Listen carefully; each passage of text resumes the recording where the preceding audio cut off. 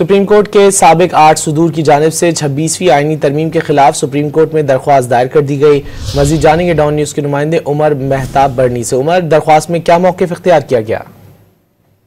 Supreme court bar के साबिक 8 सुदूर की जानिब से 26वीं आईनी तरमीम के खिलाफ दरख्वास्त सरदार लतीफ खोसा और बैरिस्टर सलाहुद्दीन के जरिए दायर की गई है। दरख्वास्त में 26वीं आईनी तरमीम को कलादम करार देने की इस्तदा की गई है। दरख्वास्त में मजीद इस्तदा की गई है कि हतमी फैसले तक 26वीं आईनी तरमीम के नतीजे में होने वाले तमाम इकदाम को मुअत्तल करार दिया जाए। दरख्वास्त में मौक़िफ़ अपनाया गया है कि 26वीं आईनी तरमीम अदलिया की आज़ादी से मुतसादिम है। 26वीं आईनी तरमीम इख्तियारात की तकसीम के असूल के बरखिलाफ है। 26वीं आईनी तरमीम मखसूस नशिस्तों के फैसले के बगैर नहीं हो सकती थी। जी, बहुत शुक्रिया इन तफसीलात के लिए उमर बरनी।